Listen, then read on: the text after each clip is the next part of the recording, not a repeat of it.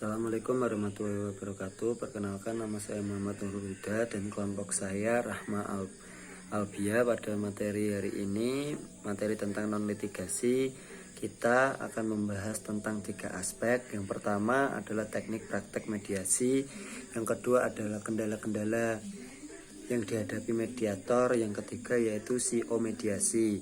Teknik praktek mediasi, yang materi pertama yaitu teknik praktek mediasi. Dalam berbagai literatur ditemukan sejumlah prinsip mediasi. Prinsip dasar atau basic principle adalah landasan filosofis dari diselenggarakannya kegiatan mediasi. Prinsip-prinsip dasar dalam penyelesaian sengketa secara mediasi baik di pengadilan maupun di luar pengadilan tetap dijalankan, seperti prinsip kerahasiaan, netralitas, pemberdayaan para pihak, dan hasil mediasi. Mediasi di luar pengadilan di Indonesia dipayungi oleh Undang-Undang Nomor 30 Tahun 1999 tentang arbitrase dan penyelesaian sengketa. Hal ini dilihat pada pasal ke-6. Kemudian dalam Peraturan Mahkamah Agung Nomor 1 Tahun 2008 juga memuat keteraturan yang menghubungkan antara praktek mediasi di luar pengadilan yang menghasilkan kesepakatan. Di samping itu, penyelesaian sengketa para pihak di luar pengadilan secara mediasi apabila tidak diajukan ke pengadilan yang berwenang untuk memperoleh akta perdamaian. Jika salah satu pihak mengingkari hasil kesepakatan mediasi tersebut, maka upaya hukum yang dapat ditempuh adalah melakukan gugatan non prestasi. Terus materi yang kedua tentang kendala-kendala yang dihadapi oleh mediator. Kegagalan mediasi dilihat dari sudut mediator dapat diidentifikasi dari keterbatasan waktu yang dimiliki oleh para mediator. Rata-rata jumlah perkara yang diselesaikan oleh majelis hakim per hari sebanyak 5 atau lebih perkara dalam sehari. Jika 1 bulan jumlah perkara yang diterima mencapai 50 perkara, maka sulit bagi mediator untuk memaksimalkan perkara yang dimediasi secara tuntas. Keterbatasan waktu ini menjadikan mediator melakukan proses mediasi secara cepat sehingga mediasi tidak berlangsung secara optimal. Rata-rata proses mediasi berjalan 15-20 menit.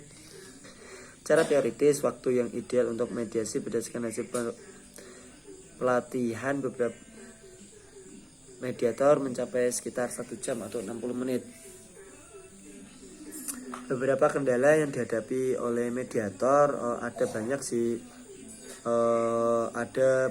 Kita rangkum setidaknya ada 5 hambatan atau kendala. Yang pertama yaitu hambatan dari aspek hukum yang dialami adalah ketidakhadiran dari salah satu pihak atau kedua belah pihak dalam proses mediasi. Yang kedua yaitu hambatan dari aspek non hukum, diantaranya yaitu kurangnya keterbukaan para pihak dalam mediasi, sikap yang tidak mau mengalah, terus kurangnya etikat baik, terus kurangnya kemampuan hakim dalam memimpin, dan lain sebagainya. Yang kedua yaitu keterlibatan pihak ketiga atau campur tangan pihak ketiga yang dapat menghambat perdamaian. Yang keempat, keterbatasan waktu. Yang kelima, keterbatasan ilmu mediator. Terus yang materi ketiga yaitu CO mediasi. CO mediasi atau dikatakan juga CO mediator adalah mediator pengurus yang mendampingi mediator atas persetujuan mediator dan para pihak. Mediator sendiri adalah seorang yang ditunjuk oleh pengadilan atau orang yang terpercaya oleh para pihak dalam menyelesaikan sengketa para pihak. Mediator juga disebut pihak ketiga untuk menjembatani para pihak dalam menyelesaikan perkara dengan saran-saran yang diberikan oleh mediator untuk mencapai kesepakatan dan beritikat baik. Di samping itu, mediator tidak bisa memutuskan suatu perkara karena putusan akhir tetap berada di tangan para pihak. Kewenangan dan tugas mediator terfokus pada upaya menjaga, mempertahankan, dan memastikan bahwa mediasi sudah berjalan sebagaimana mestinya. Terima kasih dari kelompok kami. Bila ada kata sekian, bila ada salah kata mohon maaf, sekian dan terima kasih. Wassalamualaikum warahmatullahi wabarakatuh.